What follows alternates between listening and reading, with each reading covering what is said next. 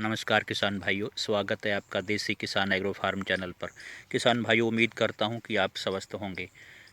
धान की फसल में आखिरी सिंचाई हमें कब करनी चाहिए और कैसे करनी चाहिए, और इसके अलावा किसान भाइयों, हमारे जो आखिरी धान की फसल में जो आखिरी हमें एक अच्छा उर्वरक खाद का स्प्रे करना है, वो कौन सी खाद है और किस वक्त वो करना है, कितनी मात्रा लेनी है, इन सब के बारे में किसान भाइयों इस वीडियो में आपको मैं जानकारी दूंगा।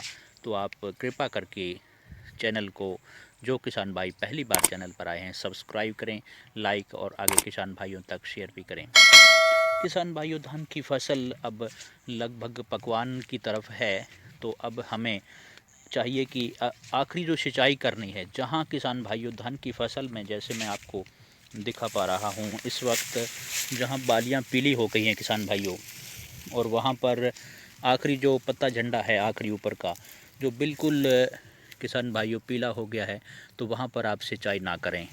क्योंकि अगर अब सिंचाई आप करोगे तो बालियों के जो दाने का भराव है वो पूरी तरीके से तने पर वजन होगा, और जब सिंचाई करेंगे तो आपकी धान की फसल गिर सकती है। आप फ़ायदे की बजाय आपको बड़ा नुकसान हो सकता है किसान भाइयों, 20 से 30% तक आपको नुकसान हो सकता है।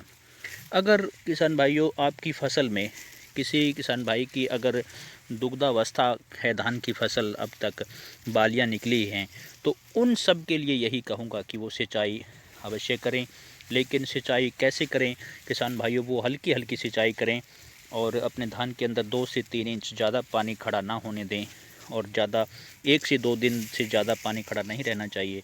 कि जैसे कि आजकल दिन में हवाएं चलती हैं, तो आपकी फसल फ़ायदे की बजाय, जो अगर गिरती है तो फ़ायदे की बजाय आपको बड़ा नुकसान हो सकता है। तो आप किसान भाइयों, अगर जिन भाइयों की जो फसल है, जैसे ऊपर पत्ता झंडा ऊपर हरा दिखाई दे रहा है, अब तक बालियां अभी तक पीली जैसे नहीं हुई हैं, तो आप जब तक हल्की हल्की सिंचाई, लास्ट सिंचाई, अंतिम सिंचाई कर सकते हैं। और इसके बाद जो किसान भाइयों जैसे कि पूरी बालियां पीली हो गई हैं, उसके अंदर आप सिंचाई करोगे तो अब नुकसान होगा किसान भाइयों फ़ायदे की बजाय। तो आप आखिरी और अंतिम सिंचाई, एक तो आपको जहां दुग्धावस्था है और वहां पर बालियां अभी निकली ही हैं, और वहां पर आप अंतिम सिंचाई कर सकते हैं, वो भी शाम के वक्त। दिन में सिंचाई ना करें, क्योंकि दिन में हवा चलती है तो फिर हमारे पौधे का, धान के पौधे के गिरने की जो संभावना है वो ज़्यादा रहती है। तो आप दोपहर के बाद सिंचाई करें, और पहली गलती ये ना करें कि दिन में सिंचाई करते हो जब हवा चलती है, तो आप ख्याल रखें। और दूसरी गलती किसान भाइयों, आपको पानी है वो थोड़ी मात्रा में हल्की सिंचाई करनी है, 2 से 3 इंच, ज़्यादा पानी नहीं खड़ा करना है आपको। पानी यानी कि 1 या 2 दिन से ज़्यादा पानी आपकी फसल में नहीं रुकना चाहिए। तो ये आपके लिए किसान भाइयों एक आवश्यक जो ज़रूरी सूचना है, मैं आपको इस वीडियो में दिया। तो आप एक आखिरी अंतिम में मैं आपको एक और जो आश्वासन देना चाहूँगा किसान साथियों, वो ये है कि जब आपकी फसल अभी बालियां में दुग्धावस्था है, तो आप एक आखिरी उर्वरक खाद जो NPK 0050 का स्प्रे अवश्य कर दें। क्योंकि जब पोटास की मात्रा हमारे बालियों के अंदर बन रहे दाने के लिए बहुत अत्यंत महत्वपूर्ण है, तो आप 0050 का जो स्प्रे है वो अवश्य करें।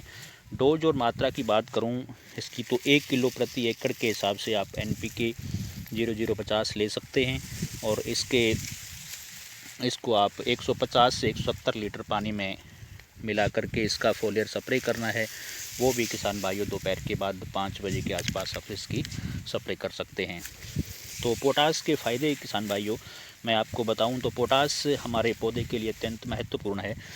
वो हमारे पौधे के तने को मजबूत करता है, हमारा पौधा गिरेगा भी नहीं और तना मजबूत होगा, और जो दाना बन रहा है बालियों के अंदर वो भी चमकदार, बड़ा और वज़नदार बनेगा, जिससे हमारी मार्केट वैल्यू भी बढ़ेगी किसान भाइयों।